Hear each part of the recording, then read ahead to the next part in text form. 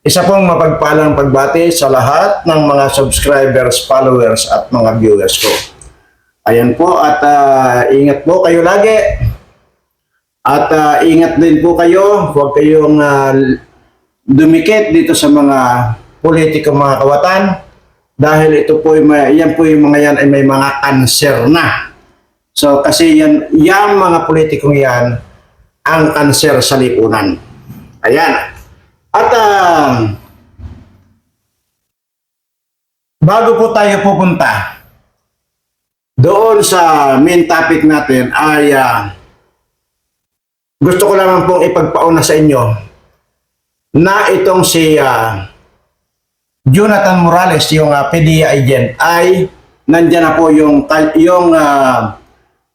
planong paggurgur dito kay agent Morales na ito. So kahit anong pamamaraan ay gugurgurin na nila ito. At yan ang aabangan natin at huwag nating payagan na mangyayari yun sa kanya. Dahil siya lamang talaga ang naglakas ng loob na para idawit itong pangalang presidenting bangag na ito. Anyway, balikan po natin yan mamaya. Natatandaan niyo po ba? Yung ilang video ko na po yan, ilang content ko na po yung paghahamon ko rito ng kwan. Paghahamon ko ng patayan. Hindi po ba at sa mga nakakasubaybay po sa channel ko, ay hindi ko na po matandaan kung ilang beses na ako naghamon ng patayan. Pero sa kasamaang palad, ay wala pong pumapatol sa atin. Hindi ko rin po alam kung anong dahilan kung bakit ayaw nila akong patulan. So, ngayon naman po, since na hindi po ako pinapatulan itong mga kawatang mga politikong ito na makipagpatayan sa akin, kayo naman po mga viewers ko ang hahamunin ko. Ayan. At pero hindi ko po hahamunin kayo na para makipagpatayan sa akin. Kundi mamaya po antayin niyo po kung ano po yung hamon ko sa inyo, no? At makinig lamang po mabuti. Dahil nga marami ng bisis eh. Kasi sinasabi ko nga, dyan sa Luneta, basta lahat ng kawatan na gustong makipagpatayan sa akin, kahit ilan lang po yan sila, at ang gagawin ko lang, hindi po ako papawisan dyan, gapatak na pawis, hindi ako papawisan dyan sa mga animal na yan. Hindi po. At kahit ilan yan, 10 segundo lang ang ibibigay ko sa kanila. Hahapay yung mga yan. Pero yun nga po, ay wala pong pumatos. Ngayon, dito na po tayo sa mga subscriber at dito sa mga viewers ko na manonood sa video ito. Kayo naman po ang hinahamon ko. Gaya na sinabi ko kanina, ito pong paghahamon ko na ito sa inyo ay hindi po para makipagpatayan sa akin, kundi para makipagkasayahan at para mapatunayan nyo na yung lahat ng mga sinasabi ko. Sa anong dahilan? Sa anong paraan? Simple lang po. Ito po mismong video ito. Yun doon po sa hindi pa nakapag-subscribe, ay mag-subscribe na po kayo. Huwag nyo na pong palampasin itong video mismo na ito. Ito mismong video ito. Huwag nyo nang palampasin. Ay kung alam ko po dyan, may mga silent viewer yan. So, huwag na po yung basta nagbo-view lang kayo ng mga video ina-upload ko. Pindutin nyo na po ang subscribe. Dahil dito po ay titiyakin ko sa inyo na may patutunayan ko sa inyo. Bakit ko po hinahamon kayo na mag-subscribe dito sa channel ko? Simple lang po yon. Dahil gusto ko po i-subscribe niyo yung mga nanonood lagi na hindi pa nakapag-subscribe, i-subscribe niyo. At the same time po, i-share na po ito. Huwag niyo pong kalimutan pindutin ang like. Huwag nyo rin pong kalimutan na i-share ito. Pero ang importante po doon, makapag-subscribe kayo. Dahil ang purpose po natin dito ngayon, Ito lamang kung particular na video ito. At yung mga susunod pa, bahala na kayo. Ngayon, kasi po, pagka ito po ay na-share ninyo ang video ito mismo at napanood po yan ng mga asawa ng mga politikong, mga kawatan, titiyakin ko po sa inyo. Lahat ng mga asawa ng mga politikong kawatan na yan, mai-inlove sa akin. Sa anong paraan? Mamaya po, i-discuss ko po yan. Kaya po ang mahalaga muna dito, ay i-share nyo na. Kung maaari nga, i-tag nyo na doon sa mga kaibigan ninyo, lalo na kung may kaibigan kayong empleyado diyan sa mga kongreso at saka diyan sa senado na yan, itag nyo na sa kanila para maipapanood na nila diyan sa mga asa-asawa ng mga congressman na ito.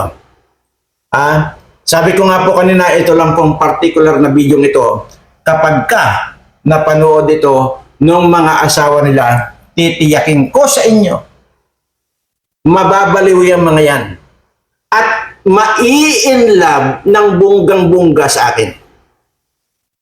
So, hindi ko po pwedeng sabihin muna rito at kung bakit sila mai-inlove. Basta po yun. Yun po ang hamon ko sa inyo. Ngayon, kapag ka ito ay napanood ng mga asawa, matanda man yan o bata, mga asawa nitong mga kongresista, mga senador na yan o ano pa, at hindi umibig sa akin, sabihin nyo sa akin, sinungaling ako. Yan ang hamon ko sa inyo. Kaya kung halimbawa, amo ninyo, boss ninyo, yung asawa ng congressman, sabihin nyo.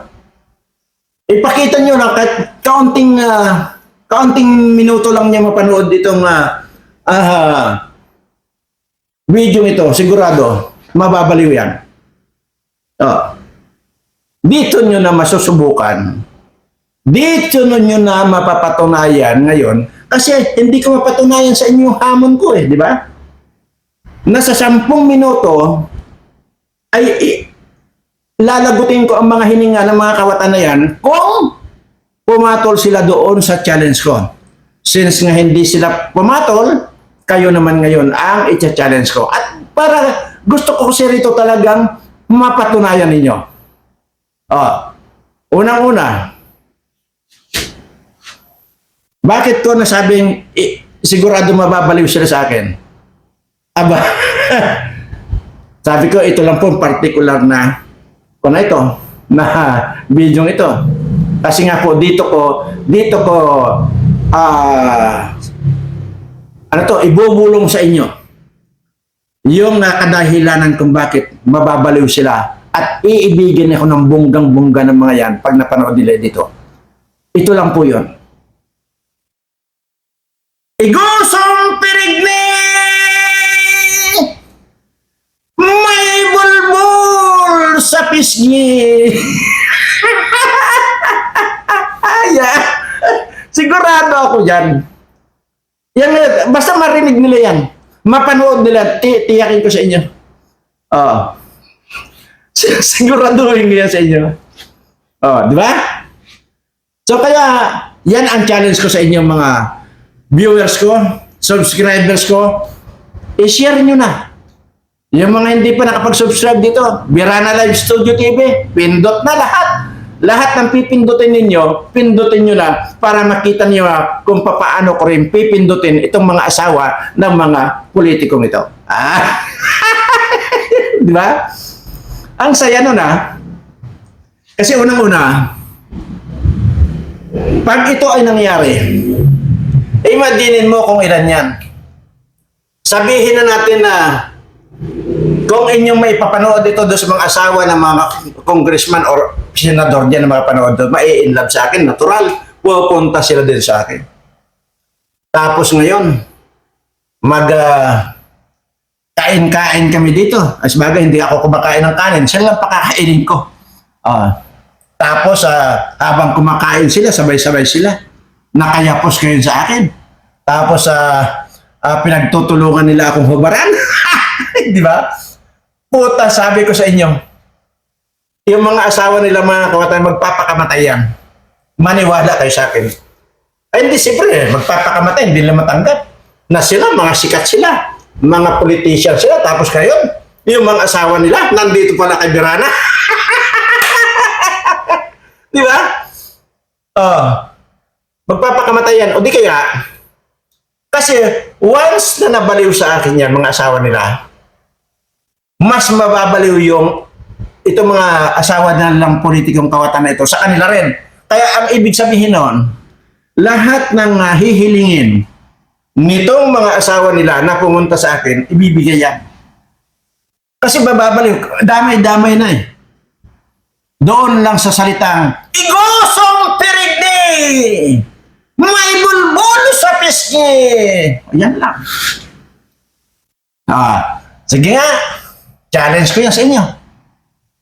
Wala rin pumapatol doon sa challenge ko sa mga kawatan na ito. Di kayo ang tumanggap ng challenge ko. Total na napakaganda ito. Makikita nyo na magsisipagpuntahan dito yung mga kasawa ng mga politikong yan. Tapos makikita nyo eh. At ibablog ko yan, ibibideo ko. Na itong asawa ni ganitong mukhang ulupong na ito ay nandito sa akin. Nakabideo kami yan. Tapos kahit na katanghalian ng katanghalian tapat, nakasuot ng nighties. Di ba? Sigurado, naku. Dinadaan ko lang ito sa tawa pero totoo po ito sinasabi ko. At kaya ko sinasabing subscribe na kasi nga po para maparami yung tsansa na mapanood ng mga asawa nitong mga bugok ng mga kanito. Ay, ipakita naman natin kung gaano nila binabastos itong mga kababayan ko. Ibabalik lang din natin sa kanila na sila naman ang babastusin natin sa pamamagitan ng mga asawa nila na pupunta dito sa akin at ayun. Yan ba? Halinghing yan. Pero kaya sabi ko kung yung mga asawa niya na wala na tayong pipiliin dito. Kasi ang mahalaga rito, maiganti natin yung mga kababayan nating mga inapi, ginutom nitong mga kawatang mga politikong to. Dito nyo pati mapapatunayan na. Yung mga sinasabi, wala kasing ko eh, walang tsansa na para patunayan ko yung sinasabi ko na kahit na ilan yan sila na humarap sa akin, 10 segundo lang hahapayin ko yung mga yan, lalagutin ko ng hininga yung mga yan. Wala eh. Sana nga may tumanggap na ng hamon ko, di napatunayan mo na sana. O since na walang tumanggap nun, kayo ang tumanggap nitong hamon ko na tulungan nyo ako na maipanood sa mga asawa ito ng mga politiko ang video ito para sa ganon ay bunggang-bungga na mai-in-love sila sa akin. Unang-una, gamitan ko man yan ng salitang igosong pirigni, may bulbul sa pisngi, gamitan ko man o hindi. Maliwanag naman po eh. Sige, Aber. Halimbawa na lang natin. Yung asawa ni Ulupong, nakita itong video ko. Sino ba mas gwapo sa amin dalawa noong asawa niyang Ulupong? Natural sa akin pupunta. Kaya gagamitin ko man yung katagang ganon at hindi, pareho lang. Dahil once na mapanood nila itong video kong ito, mai-inlove at mai-inlove sila sa akin. At hindi lang basta ma-inlove, mababaliw pa sila sa sobrang inlove. Kahit 175 years old ko na. Tingnan natin. Siguraduhin ko na pupunta at pupunta dito yung asawa ng ngayon. Lalo na yung asawa ni Ulupong ngayon. Nako po.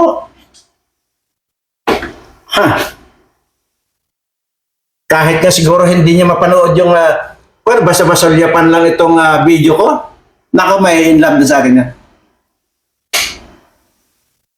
Kaya lang, ang gagawin ko doon sa mga matatanda, siyempre, ay panin ko na lang, sabihin ko na lang na dyan muna kayo sa tabi. Basta, basta magsuot lang kayo ng nighties, tapos bibidyohan ko lang kayo para i-upload ko dito sa channel ko, makita ng mga asawa ninyo para magpakamatay na. Yan ang purpose natin ngayon. Hindi natin basta-basta mapapatay itong mga animal na ito eh. Dahil nga sa ang daming mga bodyguards di yan ang gagawin natin. Daanin natin sa igosong pirigde. May bulbol sa pisngi. Yan, daanin natin doon. Sige daw. Okay. Seryoso na po tayo. Ang lagay ba naman, Mr. Biran, hindi pa seryoso yung sinabi ko. Seryoso din po. Kaya ko lang hindi maiwasan na hindi tumawa. Nakakatawa kasi. Imagine mo, halimbawa, pumunta dito yung 60 or 70 years old asawa nitong isang politician dyan. Ay, imagine mo, tapos may in love sa akin, masusuka ako. Kaya, natatawa lang ako. Seryoso din po yun. Pero ito po ang mas seryoso. Dahil, yun nga po, itong si PDEA agent ay pinagpaplanuhan na po nilang gorgorin. Ayon doon sa akin napanood sa ibinulgar na breaking news ni Maharlika, ay yun po yung sinend agad ng kanyang mga puting ahas at yung plano na paggorgor dito kay PDEA agent Morales. Yan po ang nakakalungkot dahil nagsabi lang siya or magsasabi lang siya ng pawang katotohanan base doon sa kanyang trabaho, base doon sa kanyang personal na ginawa. Iyon na ang magiging sanhi ng kanyang kamatayan na. So, but anyway, noon po kasing araw, kung inyo po matatandaan, yung po mga matatanda na naabutan nyo si Marcos Sr. Kasi po ang kasabihan doon dati, utos ni Marcos dapat sundin. Yan po yan. So kaya po mga takot yung mga tao dati. Sigurado po akong mag-a-agree po kayo doon dito sa sinasabi ko. Dahil lalo na po yung mga matatandang kagaya ko na naabutan yung martial law ay yun po ang kasabihan. Utos ni Marcos dapat sundin. Ngayon po, ang nangyari ngayon, utos ni Butod dapat sundin. Yan ngayon sa panahon ng bangag. Asawa naman niya nagsasabi, utos ni Butod dapat sundin. Kaya po, ang nangyayari po ngayon, once na nag-utos itong si Butod na ito, natataranta na yung mga galamay niyang mga ahas at mga sindikato. Kasama na po din yung ayon dito kay Maharlika, yung Tingog Party List, na yung si, kung ano yun, nalimutan ko na lang yung pangalan no. Siyempre, natural, kanyan. Yung Tingog Party List, kay kanyan kay Romualdez yan. So yun po, sa anumang pamamaraan, gogorgorin nila itong si PDEA agent Morales. Yan po. Lumabas na po at kaya iniisip ko nga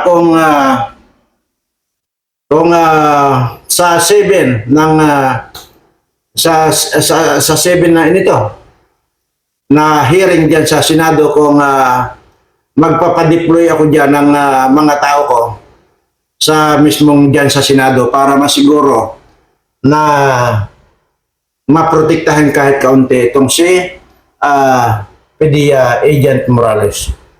At titingnan ko po at ano pa ba naman ngayon? Ngayon at 3 lang, ados lang po yata, at 3 lang po ngayon. So meron pang 1, 2, 3, 4 na araw pa.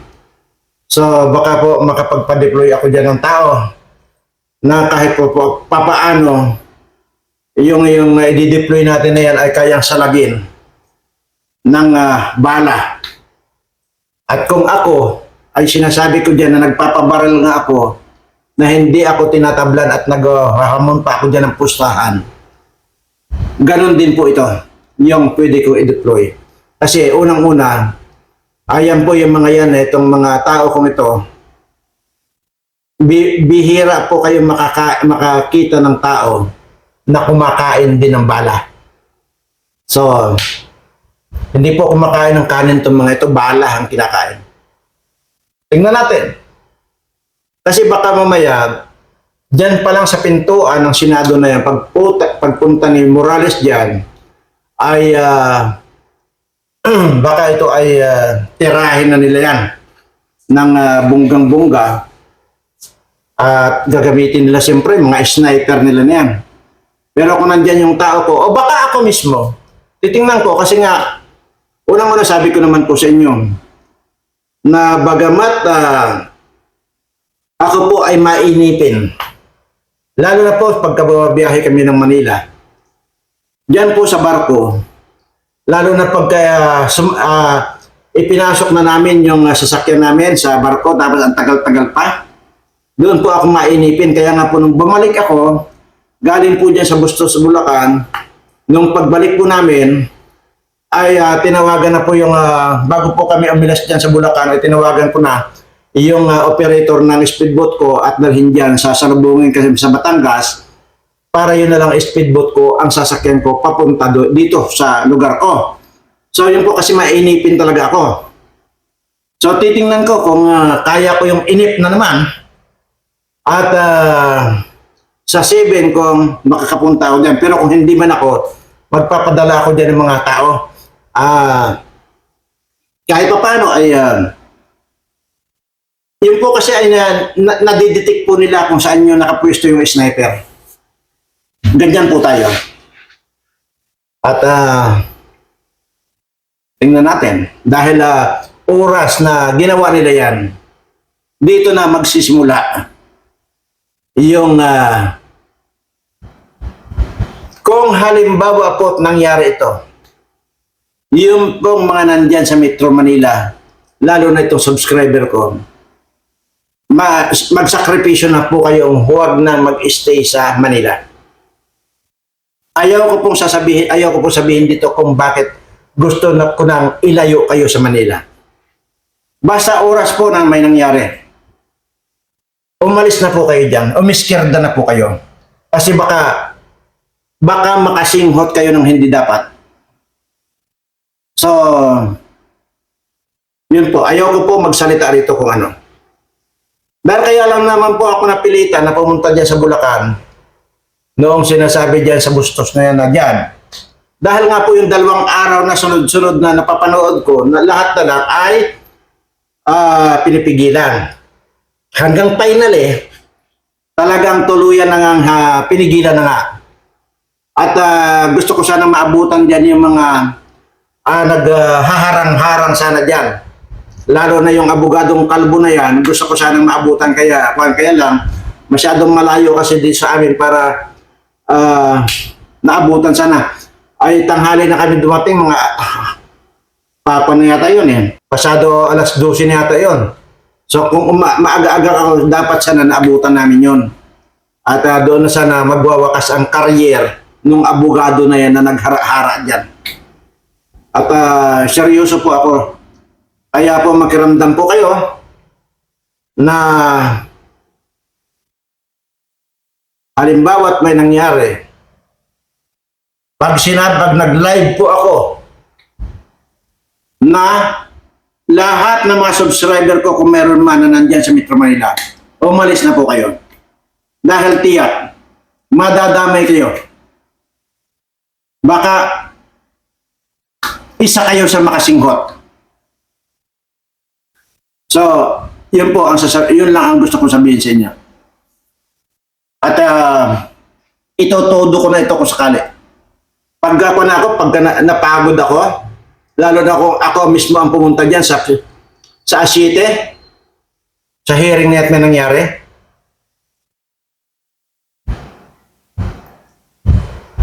antayin niyo po yung live ko. Hindi na po ako magtatagal ng live na yun, ha?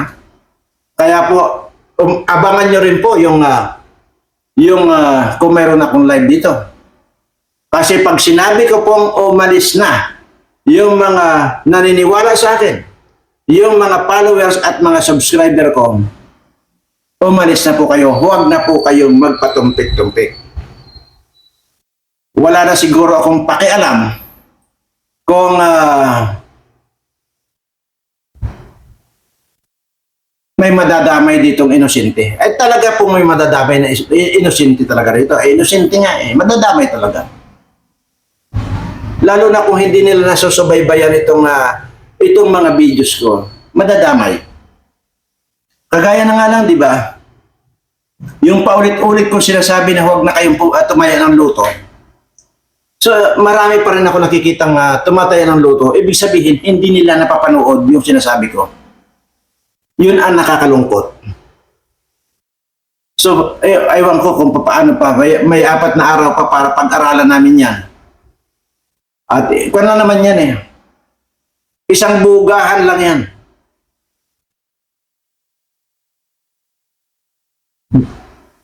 Nakakagigil na, hindi ko na kaya to eh.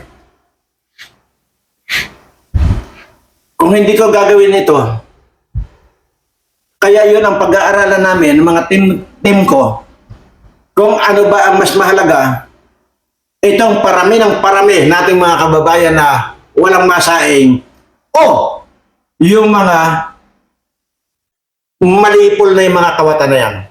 Kaya lang, merong madadamay na mga walang kinalaman. Yun po ang pag-aaralan namin.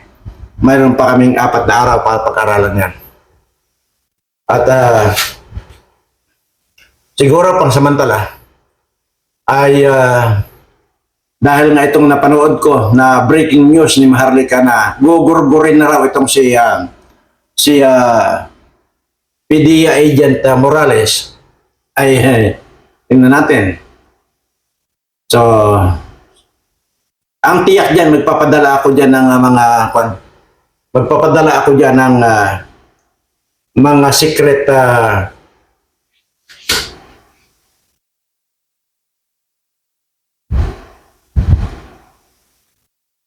mga hindi nila mahalata diyan at mag-obserba. At kasi kung papayagan natin yung ganun na sa tuwing kalabanin mo, actually hindi mo naman kinakalaban ang kahit na sinong gobyerno eh, di ba? Walang panglalaban doon. Ang sa atin lang dito may ayos. At payag ba kayo na mayroon talaga tayong bangag na presidente? Eh kung ako sa kanya, napakasimple. Magpa-drug test siya. Yung hair follicle bang tawag doon? Nagpa-drug test siya. Pero kung ayaw niya, ay sigurado na talagang totoo yung lumalabas or yung mga pre-operation nitong Agent Morales na yan noong 2012 pa. So, yun lamang po ang masabi ko rito. At sana nga lang walang masamang mangyari pag pumunta siya dyan sa Senado dahil kung may masamang mangyari sa kanya, baka hindi na kailangan yung gira ng China.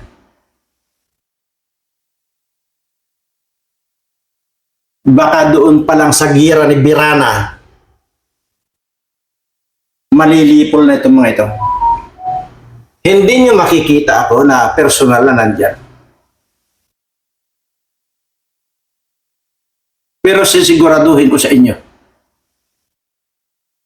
oras lang na amoy kayo o nakalanghap kayo.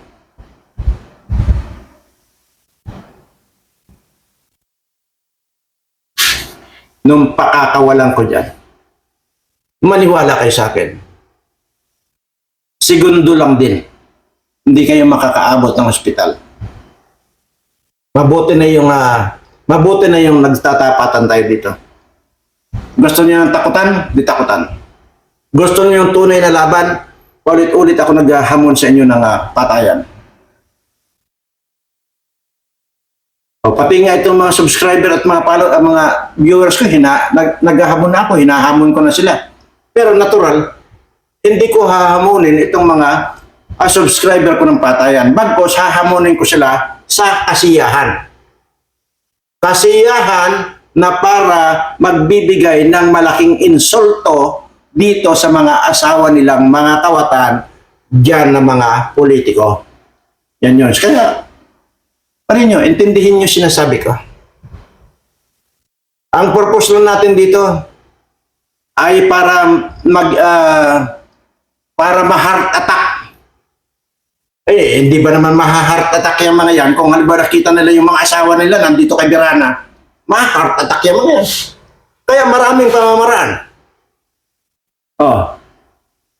Ay kung ma-heart attack natin dyan yung halimbawa 100 o 200 o kasi 300 lang yan sila lahat, mahigit. O di 100 na lang yung baka doon sa mga natitira na yun, may matino. Gagawa ulit tayo dito ng video na para dasalan ulit natin ng igusong perigne may bulbul sa pisngi. Pero ang tinatarget ko rito, kaya yung sinasabi ko, i-subscribe nyo to. Ito lang, particular na video nito. Like and share. Hindi ko na hinahangad pa yung iba. Ito lang, kasi ito na yung may dasal eh. Ang purpose lang po natin dito yung mapanood lang, masulyapan lang ako nitong mga asawa nitong mga ito. Dahil yun po ang ginagarantiya ko sa inyo, once na napanood nila ito, siguradong matataranta yan, mag-i-impake agad yan na para pumunta sa teritoryo ko. Anyway, naka-ready naman lagi itong mga dito. Tulugan nila. Kahit ilan yan sila, na may naka-ready naman dito na pwedeng tulugan na, naka-air condition pa yan. Siyempre, natural, alangan ng mga tatabihan ko lahat yung mga yan. Paano kung yung amoy amoy sambong na amoy sambong na pumunta rito sa akin. Utang ina di. Doon na lang, sabihin ko, tabi ka muna dyan. Ang purpose na natin dito, hiyain. At para pagmukhain natin sila mga turotot.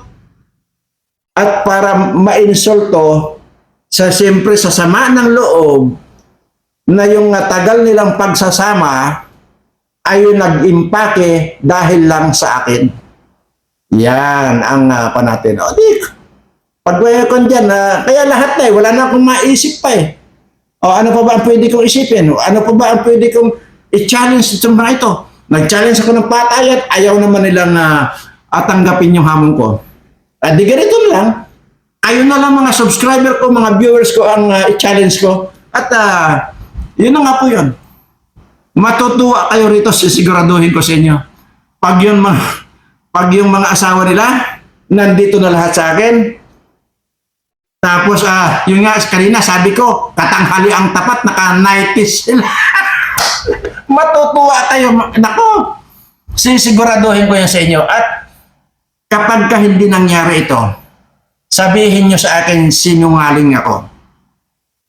At kapag hindi nangyari ito, hindi nyo na ako makikita dito sa camera or dito sa harapan ninyo. Hindi na. Kaya ako nagpapatawa man ako dahil talaga natatawa ako. Kasi nga, paano nga, sabi ko kanina, paano ko nga pati yung napanood dito matanda na asawa ng politiko dyan, nakawatan, tapos matanda na amoy sambong na. Kaya natatawa lang ako. Pero seryoso po ako. Basta po yung mga makakapanood ng video nito, i-subscribe ninyo. Para ang purpose natin, maipakalat at mapangain nila, mapanood ka itong mga asawa nito. Yun lang po ang hiling ko, maipanood lang. Kung pwede nga lang, dalhin nyo itong video ko, dalhin nyo cellphone ninyo. Ipanood nyo dyan sa mga asawa nitong mga kawatan na ito. Papanood nyo lang. Kasi nakaprograma na po ito. At kung ano po yung nakalista dito sa akin ng mga politikong mga kawatan, nakakuha na po rito. naka programa na rin po dito. So, ibig sabihin, itong mga nakalista sa akin dito ng mga kawatan, yun din po nakaprograma dito na kapag ka napanood nila ang video ito, bonggang-bongga, mai-inlove sila sa akin,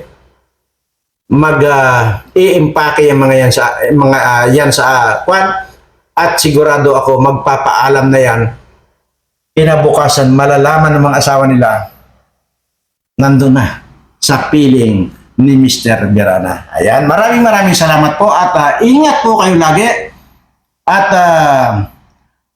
magmula po sa oras na ito ay akin pong ibinibigay ang pagpapala at ang swerte ay kasunod na. Ang magbibigay naman po yan ay ang ating Panginoon. Swertihin nawa kayong lahat. Salamat po.